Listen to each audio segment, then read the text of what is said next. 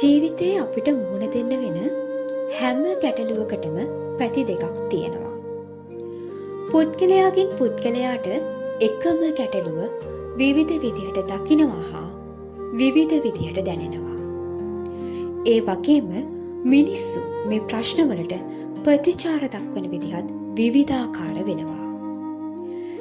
හැබැයි ඇත්තටම මේ ප්‍රශ්න දිහා හරියට බැලුවොත් ගොඩක් ප්‍රශ්නවලට උත්තර ඒ ප්‍රශ්න ඇතුළෙම තියෙනවා. අද කතාව අන්තිම වෙනකන් අහන් හිටියොත් ප්‍රශ්න කියන්නේ මොකක්ද කියලා නොදැනෙන තරමට සැහැල්ලු පුද්ගලෙක් වෙන්න ඔයාට පුළුවන් වෙයි. ඒ වගේම ප්‍රශ්නවලට කවදාවත් ඔයා කියන පුද්ගලයාට බලපෑමක් කරන්න බැරි තරම් ශක්තිමත් පුද්ගලෙක් වේවි. මේ කතාවේ කතා නායකයා ලියෝ. ලියෝ ඉන්නේ රුසියාවේ කෙම්සවහ කියන පුංචි කම්මානේ. මොහු හැමදේම ගැන ඕනවට වඩා හිතන පුද්ගලයෙක්. මොහුගේ මව හැම දවසකම මොහුට රැකියාවක් කරන ලෙස මැසිවෙලි නැගුවා. පියා සමග කුඹුරට ගොස් වගා කරන්න යයි පැවසූ විට ඔහුට දැඩි අවුරශ්මිය දරාගත නොහැකි බව පැවසුවා. මාළු වෙළඳාමට එකතු වන්න යයි කිව්ව විට ළඟදී දැමූ මස් කඩේ වෙත ගම්වැසියන් බොහෝ දෙනා එන බව පවසා මාළු වෙළඳාම අසාර්ථක වේවි යයි ඔහු අනුමාන කළා.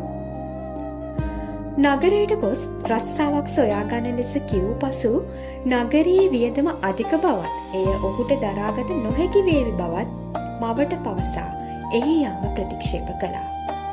හැම දෙයකම ගැටලු දකින ලියෝගේ මේ හැසිරීම නිසා ගොඩක් තැන්වලින් ඔහු රිජෙක්ට් වුණා.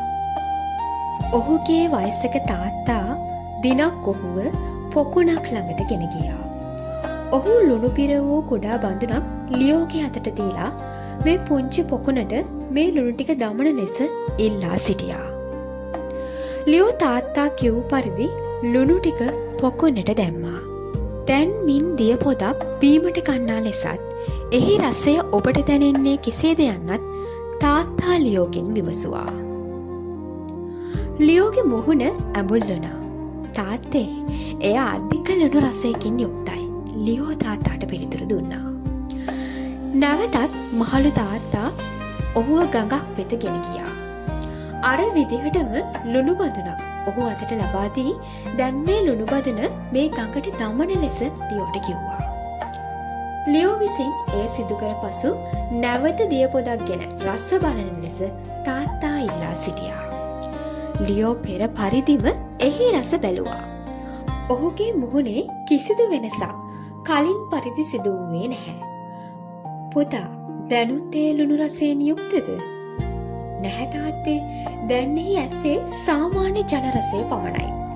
ලියෝ පිළිතුරු දුන්නා. පසුව තාත්තා ඔහුට පැහැදිලි කළා. පුතේ, ඔයාගේ ජීවිතයට එන විවිධ ගැටලුත් ඔය වගේ. ඔයාට තියෙන්නේ පොකුණක් වගේ පුංචි හිතක් නම් එහි රස සහ ගැටලුවේ බර බව ඔබට තදින්ම දැනේවි. නමුත් ඔයාගේ හිත ගඟක් වගේ විශාල නම් ඒ ගැටලුවලට ඔබේ ජීවිතයේ ඉඩක් නැති වෙනවා වගේම එහි ලුණු රසය එනම් ගැටලුවේ කටුකත්වයට ඔයාට බලපෑමක් කරන්න හැකියාවක් නොවේවි.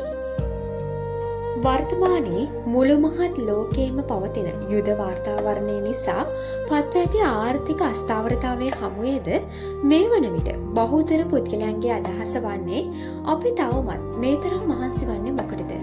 ඉහළ යන බඩු මිල, ඉහළ යන ඉන්ධන මිල මේ හැමදේම තුල මෙහි ඵලය කුමක්ද යන හැඟීම ඔබට උවද ඇතිවන්නට පුළුවන්. නමුත් ඔබ එය එසේ සිතා පලා යා යුතුද? දුර්වල පලා යන්නෙකු ලෙස පලා ගොස් මිය යනවාද වීර රණකාමියෙකු ලෙස තමන්ට හැකි උපරිමයෙන් සටන් කොට මිය යනවාද? පලා යන්නෙකුට පරාජය නියත වනු ඇත.